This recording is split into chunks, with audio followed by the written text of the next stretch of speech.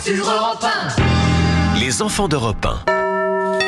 Et ce matin, Dimitri, on va parler automobile dans les enfants d'Europe 1. Et oui, le 11 octobre 1992, Renault dévoile au Salon de l'Auto à Paris un nouveau modèle qui va marquer l'histoire de la firme jusqu'à aujourd'hui, la Twingo. Et d'ailleurs, lors d'Autriche ce jour-là, c'est l'émeute sur le stand du constructeur. Oui, un petit gabarit, des phares en demi-lune. La Twingo est alors comparée à une grenouille. Présentation sur Europe 1 en octobre 92. Terminer la frime du haut des 4x4 en ville, la Twingo de Renault ajoute à ses qualités l'avantage d'être ludique, prototype de la voiture anti-crise qui plaît à tous. Cette petite voiture citadine ne donne pas vraiment confiance à l'époque, alors pour rassurer, Renault diffuse régulièrement des crash tests à la télévision. Et chez Renault, on en parle comme d'une voiture petite mais résistante. C'est la voiture pratique, c'est la voiture polyvalente, c'est la voiture anti-macho, anti-frime. C'est une voiture qui met de la bonne humeur là où il y a de la dépression. La Twingo doit succéder à la 4L, la voiture alors la plus vendue en France depuis 30 ans, avec 8 millions d'exemplaires vendus.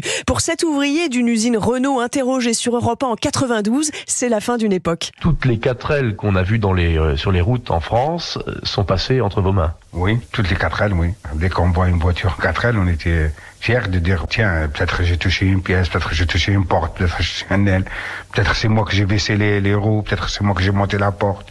Et c'est vrai, on était fiers, très fiers. La Twingo est commercialisée en 1993. Au bout de quelques mois, premier bilan, la moyenne d'âge des conducteurs est de 45 ans et les acheteurs sont à 55% des femmes. Quant aux couleurs qui se vendent le mieux, le vert à plus de 35%, le bleu plus de 25%. Attendez, le bleu c'est le vieux violet, vous l'appelez violet.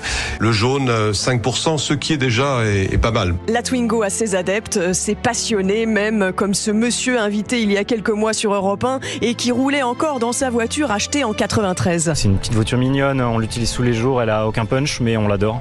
On peut faire tout avec, on peut dormir dedans. Il y a un mode couchette spécial qui a été réfléchi à la base. Puis après niveau mécanique, là c'est un pur bonheur parce que c'est accessible à tout le monde. Je suis nul en mécanique mais je la répare quand même. Pendant 15 ans, de 1992 à 2007, la première Twingo a été vendue à 2,5 millions d'exemplaires dans le monde. Voilà, il est nul en mécanique mais il répare quand même sa voiture. Il est très fort ce monsieur. Merci beaucoup lors d'Autriche. Justement.